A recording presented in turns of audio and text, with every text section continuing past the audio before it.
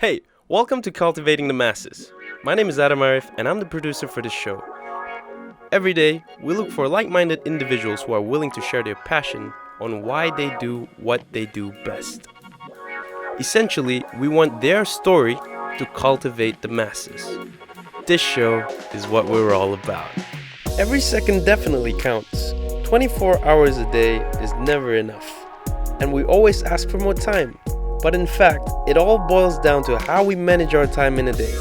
Today on the show, we have a serial entrepreneur who innovated how we think about food. Benedict Tan is the founder of Focus Foods. And today, we got him to share with us how he manages his time juggling multiple ventures after quitting his daily grind in the banking industry. Hi, this is Adam Arif, and I'm filling in for Bryla for this episode of Cultivating the Masses. So without wasting any more time, let's get to it. How are you doing, bro? Good.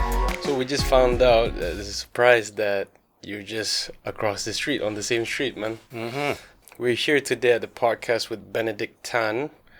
How would you describe Benedict Tan? Or how do other people see you as? I guess the first thing that comes to a lot of people's mind is they call me serial entrepreneur. Serial entrepreneur. Yeah, but I don't quite like that name, to be honest, because if you can't just settle with one venture or business, I think that kind of means that neither of them is, getting big enough for you to settle. So, I think restless lah. Restless would be. Because you're working every day, day in, day out. Yeah. Right. Besides having perspective from other people, how would you see yourself as a person? How would I see myself as a person? I like to see myself as rather pragmatic. Right. I think, like you said, other people's perspective that I'm restless, but I personally think I'm quite restless as well. You seem like a very soulful dude. Yeah, very calm. Not so much on the edge. Yeah, you have everything in control of how you feel. Yeah, I really hope so. I mean, just give you a bit of background. When I first graduated, I got a job in a bank for 5 years. Right. But I had always been quite restless. I really thought that, being in a 9-to-5 job, or more like being in a bank, it's more like 8 a.m. to 7 p.m. kind of job. But I just always thought that, that's not really my thing. But it still took me 5 years to decide. 5 years. 5 years. 5 is a long time, man. Yeah, man. A bit too long. Just out of curiosity, if you could have one superpower, right? Mm-hmm. What would it be? Quite torn, but if I had to choose, it would probably be foresight. Sorry? Foresight. Being able to predict the future, being able to see the future. Oh, something like, what's his name? Professor X. Yeah, he's able to see the past, the future, and everything in between. That's right. All right, cool.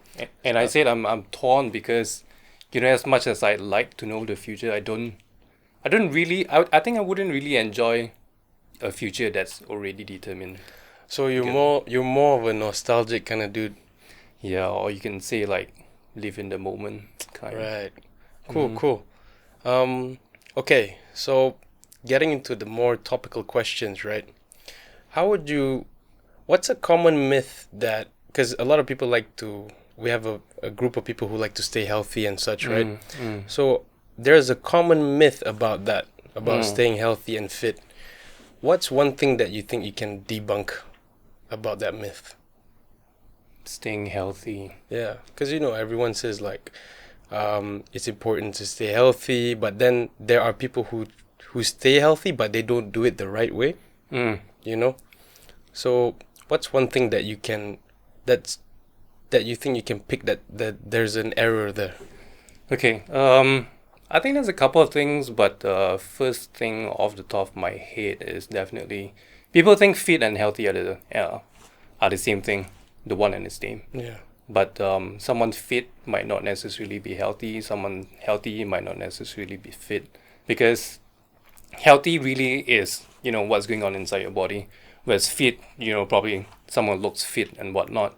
So, well, not really trying to say running long distances or endurance sports is bad for you, but there are increasing studies and how do you say, evidence that even if you can run very long distance for consistently, your heart might not be as healthy as you think. Yeah. That's why sometimes you do see runners collapsing all of a sudden. Yeah, definitely. Yeah.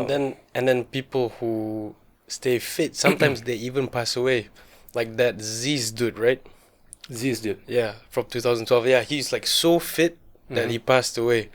So it's kind of sad as well. Like when you see people who try so hard to stay fit and healthy, but then at the end of it, yeah, things become not at their favor. That's right. And speaking of fit, when I was in my 20s, and I'm sure most people in their 20s or so, when they think about fit, what they mostly look at is, of course, your workout. But when it comes to nutrition, most of them just look into macros, like your calories, your carbs. What do people mean by macros? I hear that a lot. What do they mean by that? Mostly just that few things: your calories, your carbs, protein, and fats and sugars. So right. all these categories are macros. I consider as macros. Yeah. Oh, it falls under one category. That's right.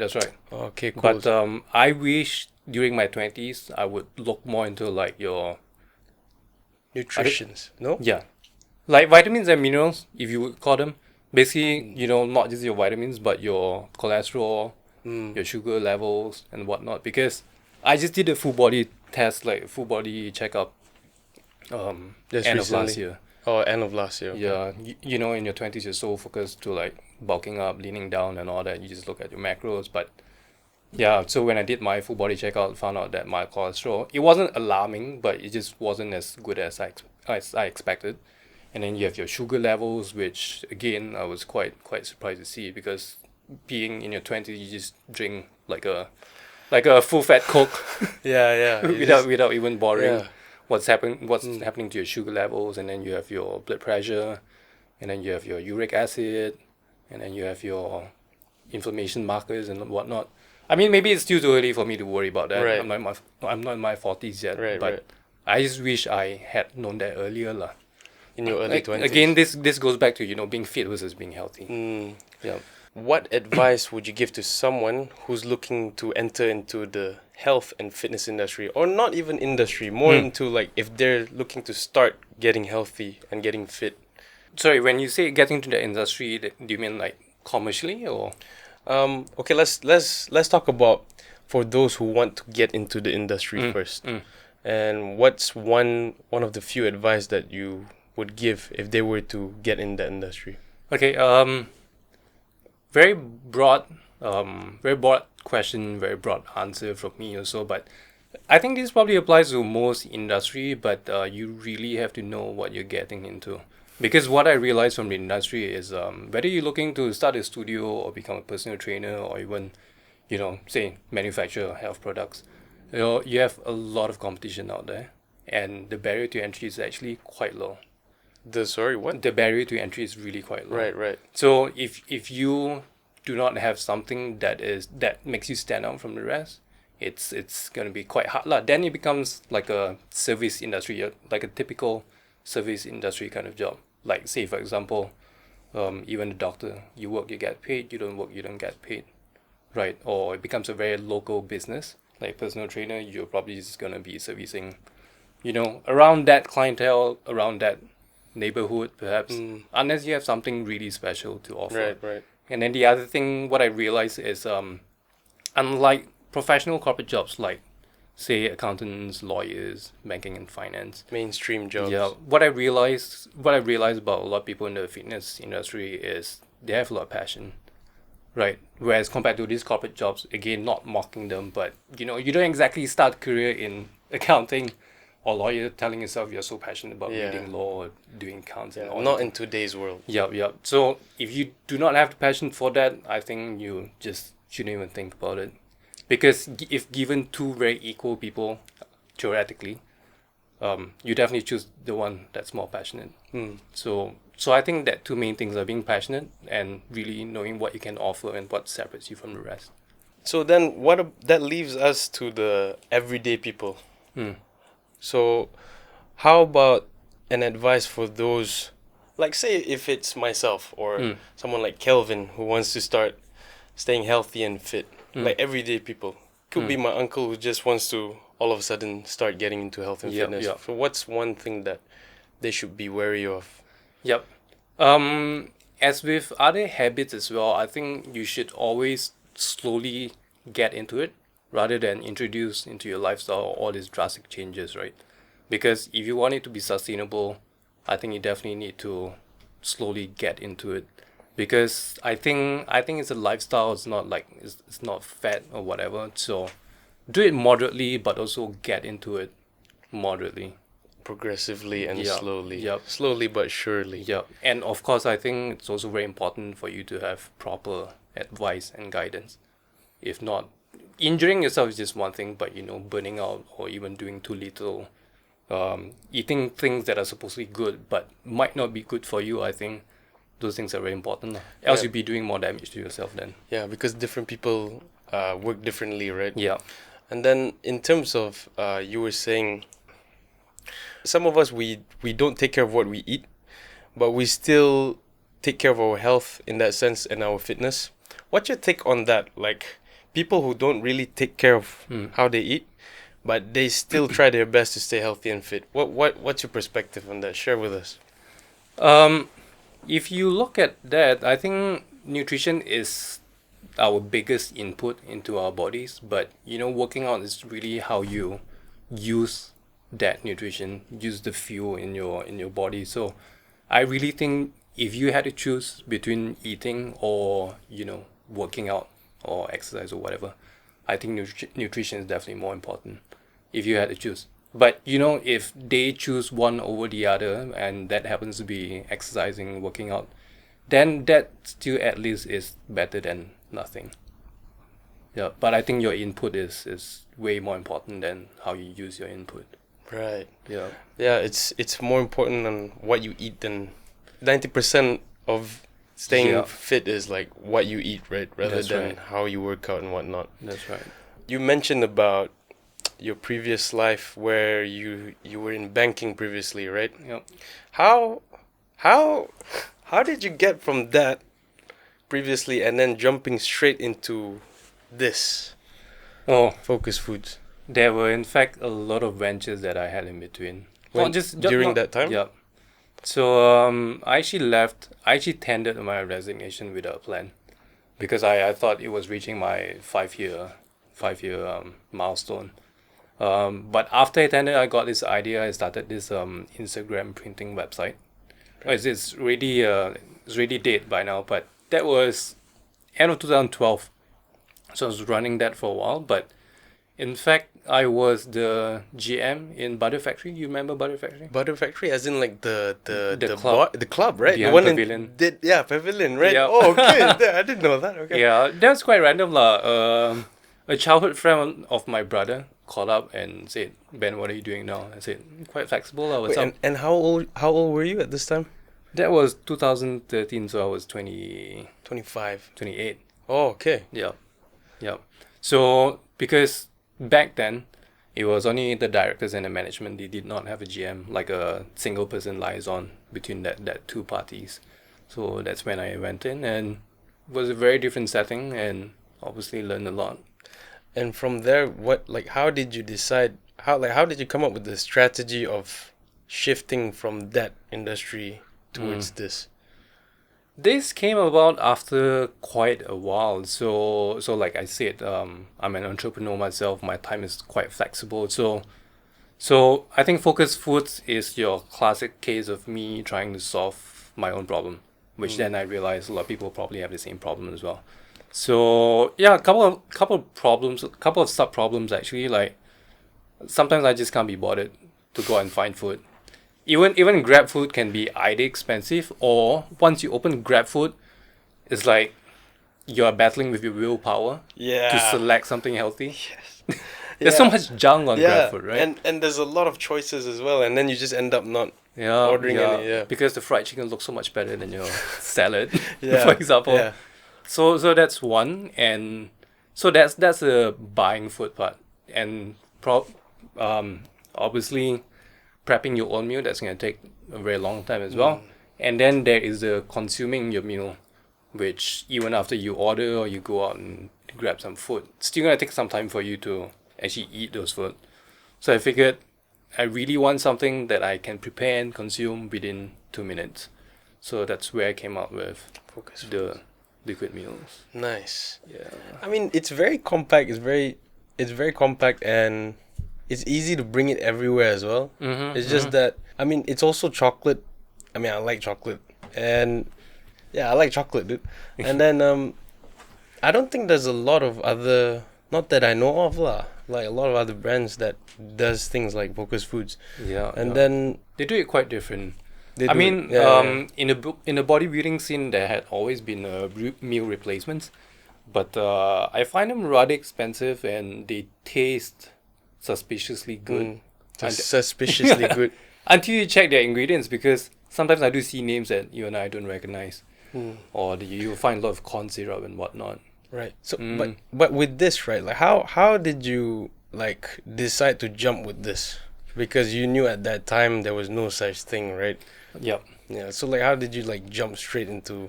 Yep. So I did a bit of research. Sorry, background story again. So I always wanted to do some meal replacement, but on my birthday this year itself, I opened up Facebook and then I discovered that there's this US brand that was doing crowdfunding for a very similar product. So that's when I told myself, like, this idea works in the US. So that might not necessarily work in Malaysia, but I thought, why not? And then I did a bit of research. Something similar to Focus Foods is actually quite big in the UK. There's this brand called Huel, Huel. They've sold about, I think 40 or 50 million servings already. It's a lot, dude. Whereas Soylent in the US have only sold about 10 million servings. But there's still a lot more brands coming up. Man.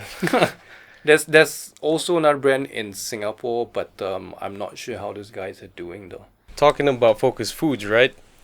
Have you ever like collaborated with any other brands before that helped you along the way for this product?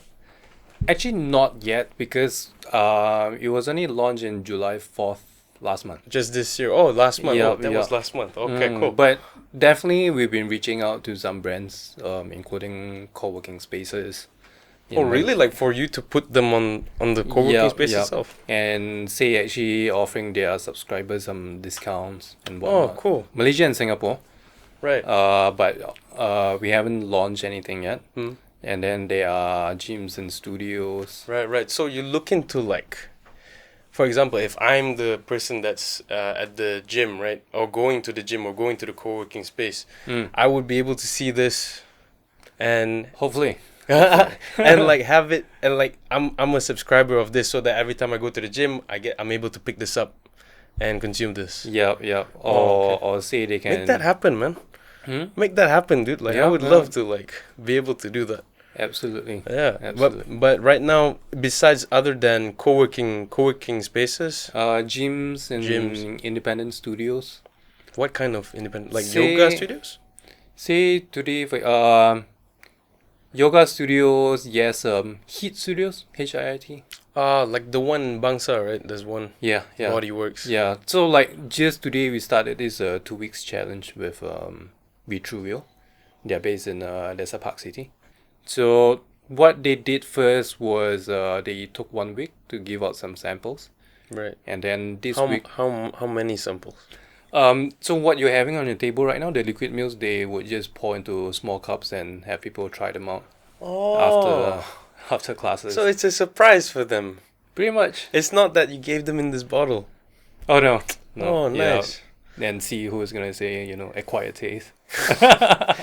Yeah, it does have that acquired taste, and it's stuck with me right now. But besides, other than co-working spaces, right? You also mentioned gym. Are you looking to? Are these able to be stored in the fridge?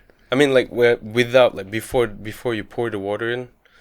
Yes, you can. You can, right? And then the people can just pick it up. Because I'm just imagining myself, like, if I were to go to the gym, right, and I see this, like, and then I just pay, like, for one, and then just go gym with it. But the thing with this is that it's not meant to be positioned for people who go to the gym, right? Primarily, Yeah. it's a meal replacement. That's right. That's Yeah, right. but it's not to confuse with people who think that it's protein That's right. protein shake, right? That's right. Mm. But I would still think it's suitable for people who go during lunchtime. And let's say if you sacrifice your lunch hour for a workout, then that could possibly be quite suitable. If you just want to pick it up as your post workout meal.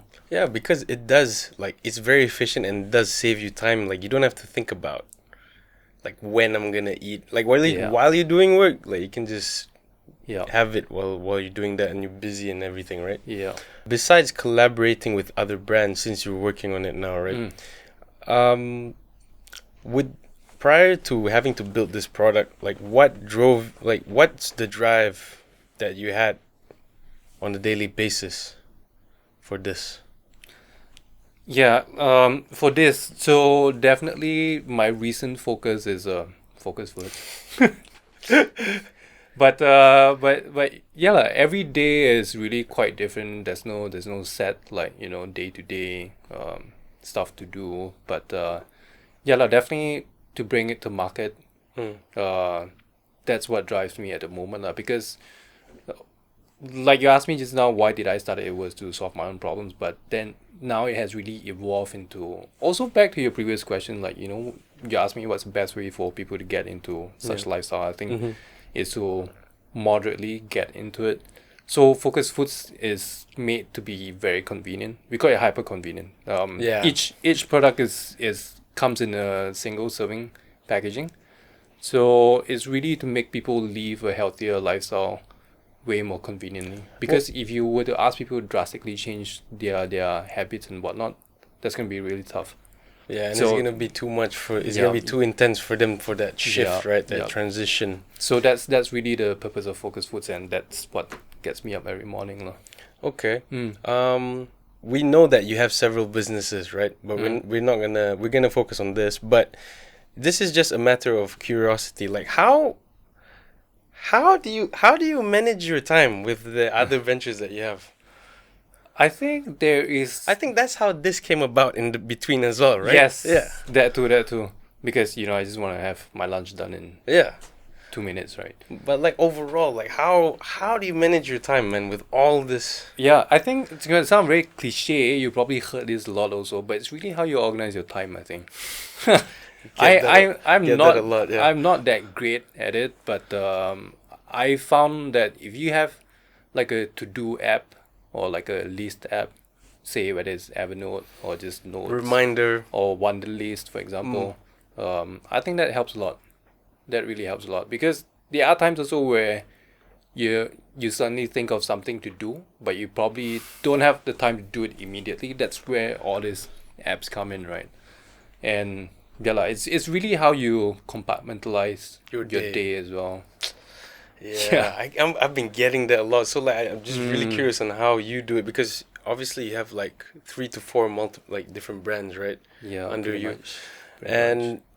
In order to find that focus every day, like I feel being healthy helps. I mean, like staying fit with your mindset helps as well. Yeah. But on top of that, it can be overwhelming for certain people, right? So why do you think that's the case? For people to like manage their time, it can be overwhelming for certain people. Like even myself sometimes. It is. Yeah. Why do you think that's the case? I really don't know. Probably two things that come in mind that probably complement each other. Like, I think most people have a day job. I think I'm lucky to not have, I think.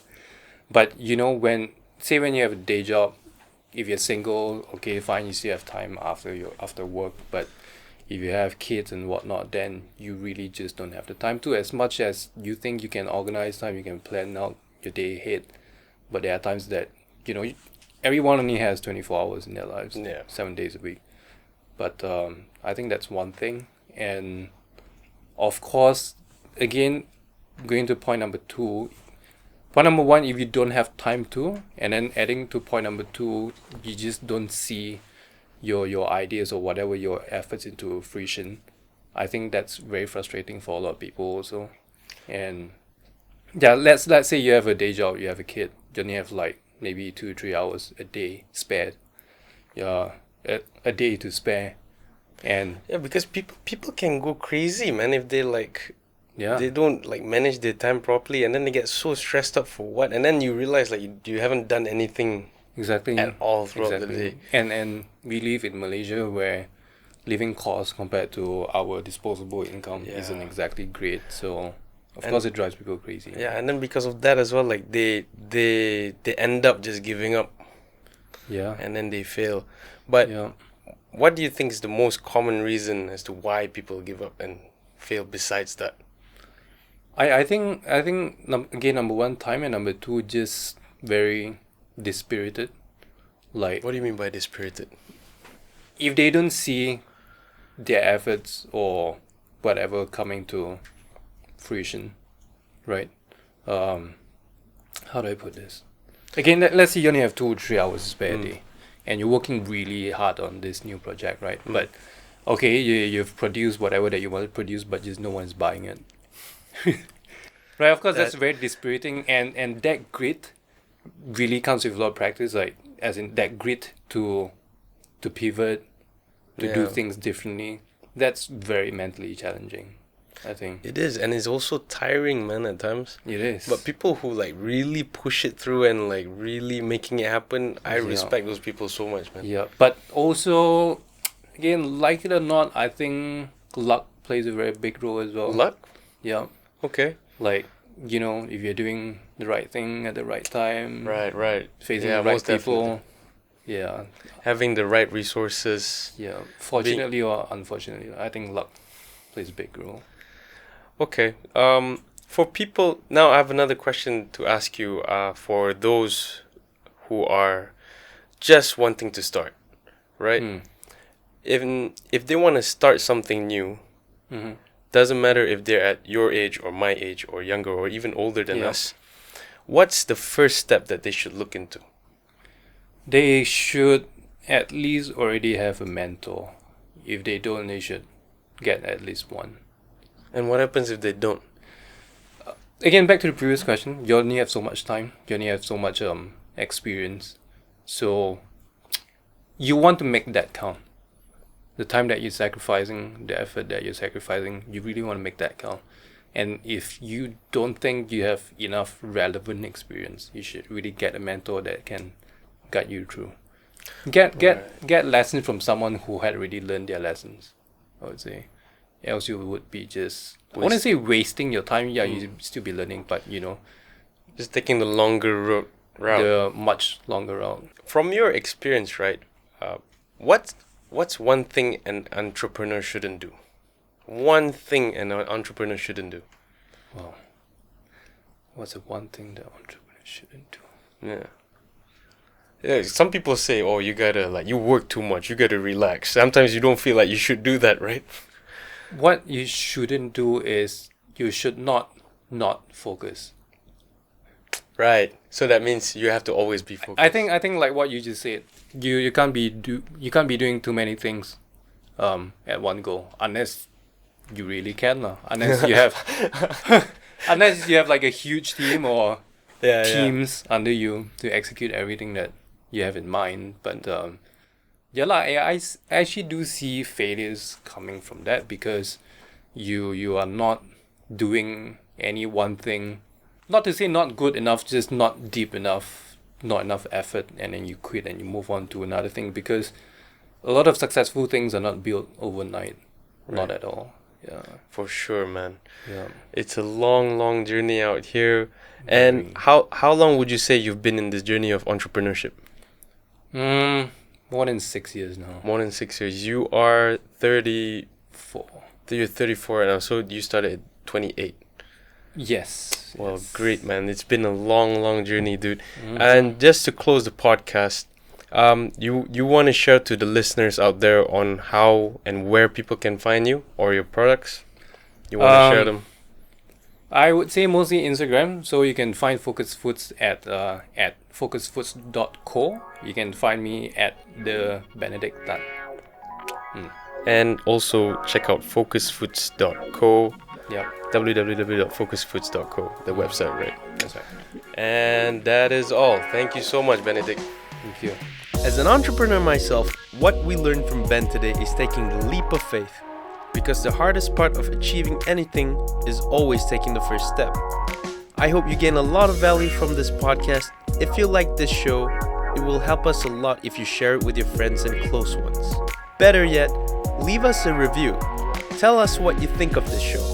A special thanks to our guest Benedict Tan for spending some awesome time with us.